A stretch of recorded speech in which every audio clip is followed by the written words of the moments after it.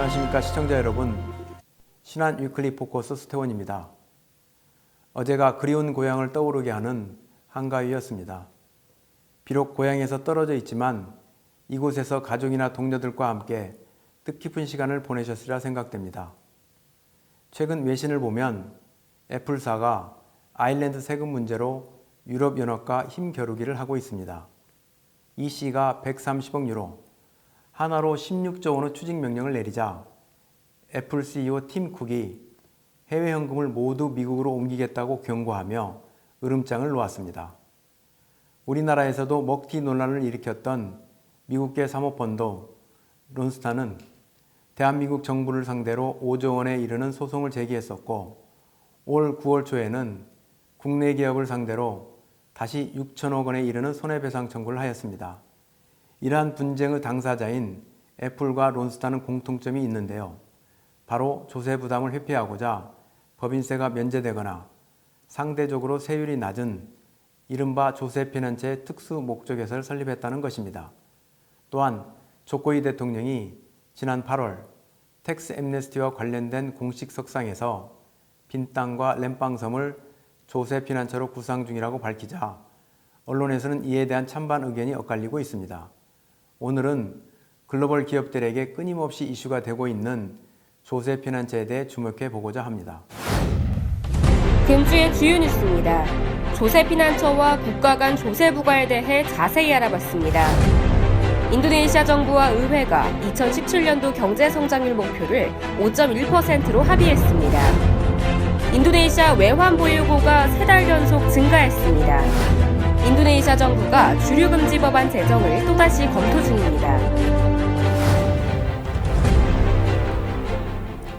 조세 피난처는 경제 관련 이슈가 있을 때마다 자주 등장합니다. 법인들은 세금 부담을 회피하기 위해 특수 목적 회사로서 껍데기뿐인 페이퍼 컴퍼니, 이른바 SPC를 설립하기도 합니다. 사실 조세 피난처는 영어로 헤이븐이지만 많은 분들이 천국을 뜻하는 헤븐이라는 단어로 착각하지요. 사전을 찾아보면 헤이븐은 항구 또는 피난처라는 의미를 가지고 있는데, 이와 비슷한 단어인 헤븐은 천국이라는 의미로서 어떤 면에서는 피난처와 일맥상통한다고 생각할 수 있습니다. 하지만 두 단어는 엄연히 다른 의미를 가진 별개의 단어이지요. 그러나 실제로 많은 글로벌 기업들이 조세 피난처를 조세 천국처럼 여기며 활용하는 경우도 많은 것도 사실입니다. 조세 피난처란 조세 부담을 합법적으로 회피할 수 있도록 법적 장치가 마련되어 있는 세계의 특정 지역을 말합니다. 이곳에서는 법인세, 개인소득세를 전혀 내지 않거나 매우 낮은 세율을 부과하고 회사 설립이나 외국한 업무에 대한 규제가 거의 없습니다. 조세 피난처에 설립된 법인은 일반적으로 독자적인 사업장이나 인적 조직 없이 단지 서류상의 페이퍼 컴퍼니로서만 존재합니다. 이러한 조세 피난처는 크게 3가지로 분류됩니다. 바하마, 버뮤다, 케이만 제도와 같이 아예 법인세나 소득세가 없고 다른 나라와 세무조사나 추징에 대한 조약을 맺지 않고 있는 텍스 파라다이스, 그리고 홍콩, 라이베리아, 파나마처럼 여기에 소득에 대한 세금이 없거나 세율이 낮은 텍스 셀터, 마지막으로 룩셈부르크, 스위스처럼 특정 산업과 영역에 대해 세제상 특혜를 부여하는 텍스 리조트 등입니다. 그렇다면 이렇게 조세 피난처를 자처한 국가들의 목적은 무엇일까요? KTV 시청자 여러분께서 아시는 바와 같이 이들 조세 피난처 국가들 대부분은 아주 작은 나라입니다. 이들 국가는 세금을 없애 해외 기업을 유치하고 이에 따른 소득을 올리는 전략을 펴고 있는 것입니다. 예를 들어 카리브해에 있는 버뮤다는 인구 7만에 불과한 작은 섬이지만 지난해 1인당 GDP는 8만 6천 불을 기록했으며 이는 세계 6위 수준입니다. 글로벌 기업들이 설립한 1만 5천 개 페이퍼 컴퍼니가 버뮤다에 적을 두고 있습니다. 또한 스위스와 오스트리아 사이에 있는 리히텐슈타인은 1인당 GDP가 무려 14만 달러로 세계 2위이며, 마지막으로 국내 한 락밴드에 의해 여러분들에게 친숙한 룩셈부르크는 1인당 GDP가 10만 불을 상회합니다. 이런 지역에서는 서류 대행 업무나 환전업을 통해 고용 창출에도 효과가 있기 때문에 세금 도피를 부추겨 성장하는 이른바 기생경제라는 오명에도 불구하고 일부 국가들이 조세 피난처를 포기하지 못하고 있는 것입니다. 그럼 기업들이 조세 피난처를 통해 법인세를 회피하는 방법에 대해 예를 들어보도록 하겠습니다. 가장 쉬운 예로 자금이 풍부한 국내 A기업이 여유 자금을 국내에서 활용하여 이자 수입을 얻을 경우 국내 세법상 약 15% 수준의 이자 소득세를 납부해야 합니다. 그러나 조세 피난처의 페이퍼 컴퍼니 B를 설립하고 이 B 회사에서 자금을 송금한 후 B 회사가 다시 국내에 대출을 실행한다고 가정해 보죠. 이 경우 조세 피난처에서는 이자 소득세를 부과하지 않기 때문에 결국 B 회사는 세금을 내지 않아도 됩니다. 외국 기업도 마찬가지입니다. 예를 들어 미국 A 기업이 한국에 주식 투자를 할 경우 발생한 주식 양도 차익에 대해 양국 간 이중과세 방지 협약에 따라 한국에서는 세금을 내지 않고 A기업이 소재한 미국에서만 세금을 납부하면 됩니다. 그런데 만약 A기업이 조세 피난처의 페이퍼 컴퍼니 B를 설립하고 이 B사가 우리나라에 주식 투자를 해서 양도 차익이 발생하는 경우 B 회사가 소재한 조세 피난처에서 양도 차익에 대한 세금을 납부해야 합니다. 하지만 조세 피난처는 세금이 없으므로 B 회사는 한국, 미국, 조세 피난처 그 어디에서도 세금을 납부하지 않을 수 있게 되는 것입니다. 그럼 다시 애플과 유럽연합 그리고 아일랜드 문제로 넘어가 보겠습니다. 아일랜드 법인세율은 12.5%로 OECD 회원국 가운데 가장 낮습니다. 그럼에도 불구하고 애플은 아일랜드에서 특별히 추가적인 세제 혜택을 받았지요. EU 발표 자료에 따르면 유럽과 중동, 아프리카에서 아이폰을 판매하는 아일랜드 법인은 160억 유로, 즉 하나로 20조 원을 벌었지만 2013년에 낸 세금은 하나로 123억에 불과하여 실효세율이 0.1%에도 미치지 못합니다. 심지어 2014년에는 수익금의 0.01%에도 못 미치는 세금만 냈습니다. 따라서 EU 지평위원회는 아일랜드 정부가 2013년과 14년에 깎아준 130억 유로, 하나로 16조 원을 아일랜드가 추징해야 한다고 결정한 것입니다. 130억 유로는 인구 460만 명인 아일랜드 입장에서는 1년 예산의 27%를 차지하는 엄청난 금액입니다. 따라서 근본 EU 결정은 아일랜드에게는 큰 돈을 묵혀줄 절호의 기회이지요. 그러나 이러한 뭉칫돈을 한꺼번에 받아내라는 결정이 나왔는데 아일랜드에서는 오히려 잘못된 판단이라며 소송에 나서겠다고 합니다. 이 대목에서 몇 가지 의아한 점이 있으실 겁니다. 왜 EU는 아일랜드 정부가 용인해준 세금을 본인들이 다시 받아내라고 할까요? 그리고 왜 아일랜드는 엄청난 세금을 받을 수 있는 기회를 반대하는 것일까요? EU가 아일랜드에게 세금을 징구하라고 결정한 이유는 EU 회원국들은 자치권을 가지면서도 동시에 영내 규정을 준수해야 하는 의무가 있기 때문입니다. 아일랜드가 애플에게 세금 혜택을 준 것이 규약 위반이라고 EU는 주장하고 있으며 이는 부당한 국가 보조금을 제공한 것으로 간주하겠다는 것입니다. 그러나 이러한 조치에 대해 아일랜드는 표면적으로는 경제 자치권과 관련된 문제니 간섭하지 말라고 맞서고 있는 것입니다. 그리고 그 이유는 여러분께서 예상하시듯 단기적인 이득보다는 일자리 등 장기적인 경제 성장 효과를 지키겠다는 의지가 강하기 때문입니다. 실제 애플은 아일랜드 코쿠시에서 5,500명을 고용하고 있습니다. 그러나 애플사와 EU 그리고 아일랜드가 세금 이슈에 민감할 수밖에 없는 숨겨진 이유가 하나 더 있습니다. 애플의 아일랜드 세금 문제는 단순히 그 선에서 끝나지 않기 때문입니다. 일부 외신들에 따르면 애플은 모든 특허 사용권을 아일랜드 법인에 등록해 놓았습니다. 이제 대략 짐작이 되시죠? 그럼 예를 들어보겠습니다. 애플이 한국이나 중국을 비롯한 여러 국가에서 아이폰을 판매, 수익을 올리고 있는데 그 아이폰 가격을 100만 원이라고 가정해 보겠습니다. 애플이 만약 중국에서 아이폰 100대를 판매할 경우 1억 원의 매출이 잡히게 되고 정해진 세율에 따라 적정 세금을 부과받게 될 것입니다.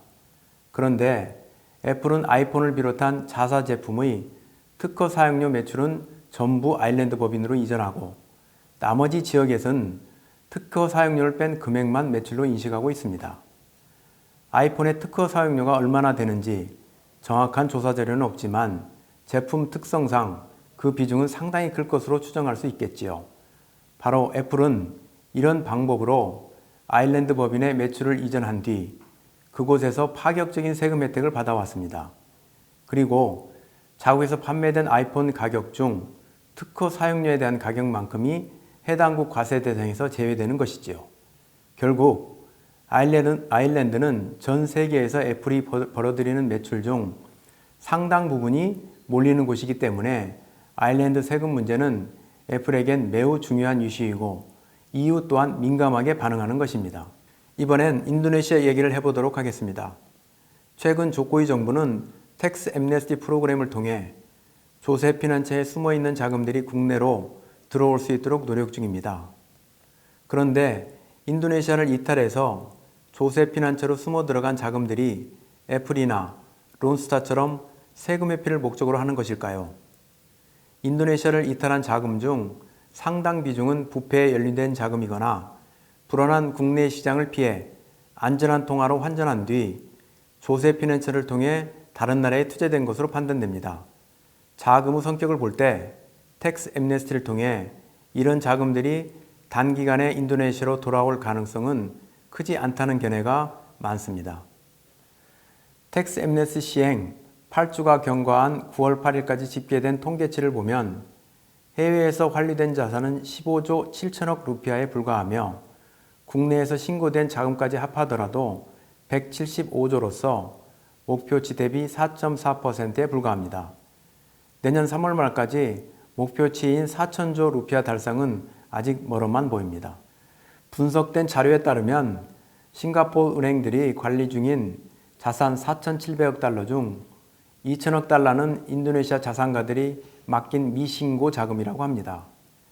조세 사면제도 시행으로 초기에는 싱가포르 금융권이 큰 타격을 받을 것으로 전망되었으나 현재 싱가포르는 안도하고 있다고 합니다. 즉, 텍스 앰네스티를 이미 실패한 정책으로 보고 있는 것입니다. 그러나 정책 실패 여부는 좀 더 지켜봐야 하지 않을까 생각됩니다.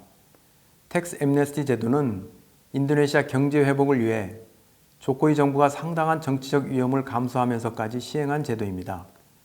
따라서 조코이 정부가 텍스 앰네스티 제도를 좀 더 보완하거나 빈 땅과 램빵을 조세 피난처로 지정하는 등 새로운 제도 시행을 통해 도피 자금을 국내로 유입하기 위한 노력을 지속할 것으로 보입니다. 조세 피난처에 대한 OECD의 정의는 이렇습니다. 소득세율과 법인세율이 15% 이하면서 세제의 투명성과 정보 공유 수준이 매우 낮고 기업들이 실제 사업을 수행하지 않는 국가입니다. 이런 국가들이 세계적으로 36개국 정도 됩니다. 하지만 얼마나 많은 자금이 이들 조세 피난처로 이동했는지 집계된 데이터는 없고 추정치만 있을 뿐입니다. 영국의 조세 정의 네트워크에서 분석한 자료에 따르면 2010년 말 기준 21조 달러 정도가 조세 피난처로 유입됐다고 합니다. 이는 전 세계 GDP의 약 30% 이상일 것이라는 주장입니다. 정말 엄청난 금액이지요. 그러나 최근 OECD를 비롯한 각국은 조세 피난처의 여러 가지 문제점들을 개선하기 위해 적절한 과세를 협의하고 있으며 멀지 않아 좋은 해결책이 나오기를 기대해 봅니다. 다음으로 박예지 아나운서의 주간 경제지표를 정리해 드리겠습니다.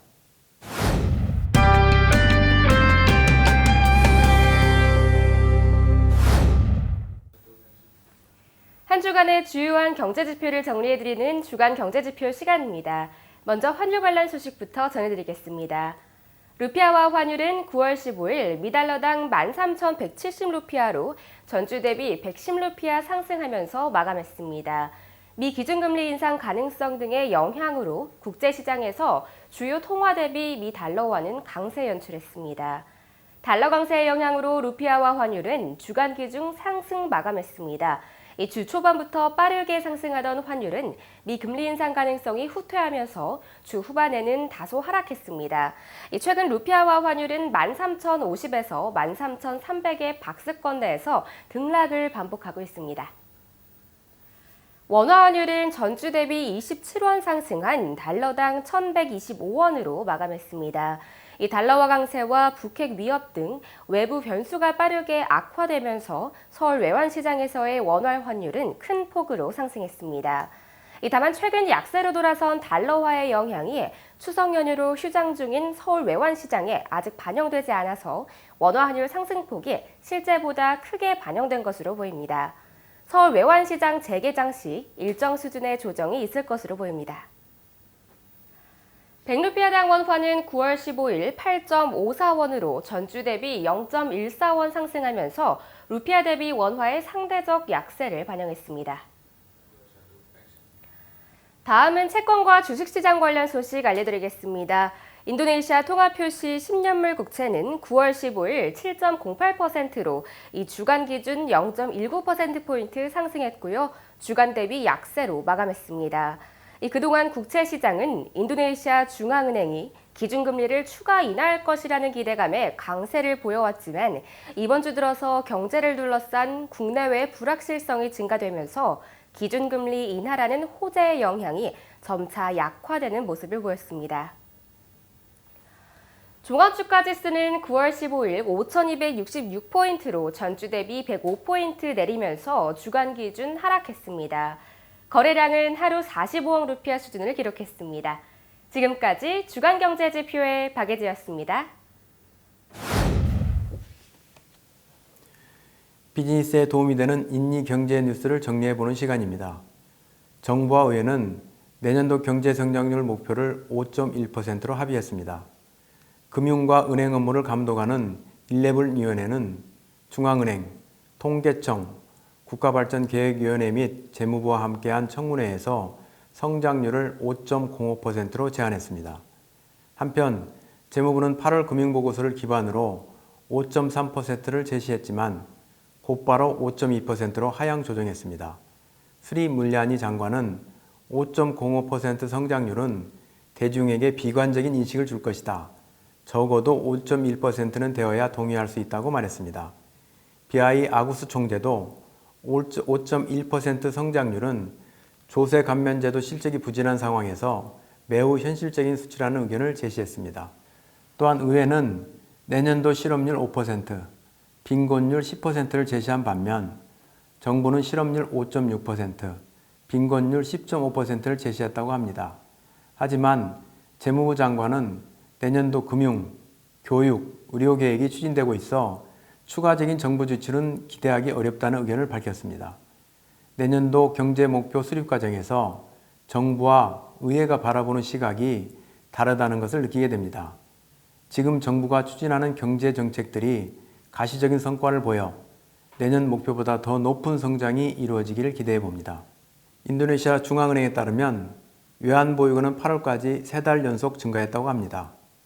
8월 외환보유액은 1,135억 달러이며 7월에 기록된 1,114억 달러보다 2% 높은 수치로 올해 최고치입니다. 조세 수입, 석유와 가스 부문 수익 호조 등으로 외환보유액이 증가한 것으로 나타났습니다. 현 수준은 수입 대금의 8.7개월분, 수입과 부채 상환 합계액의 8.3개월분에 해당하며 국제 기준인 수입 대금 3개월분을 상회하는 수준입니다. BI 아구스 총재는 8월까지 유입된 해외 자금이 162조 루피아에 달하며 2015년 같은 기간 유입된 43조 대비 4배나 많은 금액이라고 언급했으며 인도네시아 주식시장에서도 8월 한 달 동안 14조 루피 순매수가 있었습니다. 시청자 여러분께서는 이러한 외환보유액 증가가 조세 감면제도 시행 때문이라고 생각하실 수도 있겠지만 현재까지 해외에서 유입된 송금액이 16조 루피아임을 감안하면 조세 감면제도 시행에 따른 영향은 크지 않은 것으로 보여집니다. 일부 시장 전문가는 내부 또는 외부 충격이 발생할 경우 외환보유액이 급격히 줄어들 가능성이 있기 때문에 정부가 자본 유출 방지를 위해 좀 더 주의를 기울여야 한다고 강조하고 있습니다. 또한 다른 변수 중 하나인 미국 금리는 블룸버그에 따르면 각종 지표들이 예상보다 좋지 않아 이번 달에도 금리 인상 가능성이 높지 않다고 보도했습니다. 해외 자금 유입이 커지는 시점에서 인도네시아 정부는 각종 규제 정비를 통해 경제 발전의 계기를 만드는 노력이 필요해 보입니다. 인도네시아 정부가 주류금지 법안 제정을 또다시 고려하고 있는 것으로 알려졌습니다. 인도네시아 전역에서 술 제조, 판매는 물론 소비까지 금지하는 것을 포함하는 이 법안은 두 무슬림 정당인 통합개발당과 번영정의당에 의해 발의되었고 국민 건강을 보호하기 위해서라고 법안 제출 이유를 밝혔습니다. 한편 인도네시아 관광업계에서는 이 주류 금지 법안에 대한 우려의 목소리가 높은데요. 특히 인도네시아 전체 34개 주 가운데 발리섬이 가장 큰 타격을 입을 것으로 보입니다. 업계에서는 인도네시아의 주요 수입원은 관광산업이라고 언급하며 인도네시아를 방문하는 대부분의 관광객들은 휴양지에서 술을 마시는 것을 당연하게 여길 것이라며 반대 이유를 분명히 하였습니다. 신문기사에 인용된 한 호주 관광객은 인도네시아 맥주인 빈땅을 마실 수 없다면 인도네시아를 더 이상 찾지 않겠다고 말했으며 하리야디 수감단이 인도네시아 호텔 레스토랑 협회 회장도 인도네시아에 멋진 관광지가 많다 하더라도 술을 마실 수 없다면 관광객들이 찾지 않을 것이라는 의견을 밝혔습니다. 주류 금지 법안은 주류 생산 및 유통업계뿐만 아니라 인도네시아 관광산업 및 요식업에 큰 타격을 줄 가능성이 있어 보이네요. 인도네시아 정부의 현명한 결정을 기다려봅니다. 얼마 전 국내 1위이자 세계 7위인 한진해운이 채권단의 추가 지원 불가 결정과 함께 법정 관리에 들어갔습니다. 과거 세계로 뻗어가는 대한민국 경제에 디딤돌이 되었던 국내 해운사들 몰락이 정말 안타깝습니다. 채권단의 이번 결정은 회사가 제출한 자구안의 실효성과 이에 따른 정상화 가능성에 대한 의문과 함께 추가 지원을 해봤자 밑빠진 독에 물붓기라는 결론이 나왔기 때문입니다. 이런 결정으로 대기업 오너의 부실 경영 책임을 명확히 하고 흔히 대마불사라 불리는 무사한 일식 경영에 경종을 울렸다는 평가도 있습니다. 당초 금융당국은 현진해운 법정관리가 금융시장에 미치는 영향이 제한적일 것으로 보았습니다. 그러나 이는 금융권에 국한된 이야기이며 한진해운 법정관리로 인해 후폭풍 또한 만만치 않습니다. 한진해운 선박이 항구에 입항하지 못해 공해상을 떠돌고 있고 짐을 실은 화주들은 발만 동동 구르고 있으며 당장 물건을 보내야 하는 기업들은 대체 선박을 구하지 못해 큰 어려움을 겪고 있다고 합니다. 이를 계기로 금융은 단순한 자금 창구 역할만이 아닌 실물 경제를 위한 혈액이라는 사실을 다시 한번 깨닫게 됩니다. 저 역시 금융인의 한 사람으로서 금융의 참된 역할과 책임에 대해 다시 한번 되돌아보게 됩니다. 시청해주신 여러분 감사합니다. 좋은 주말 보내십시오.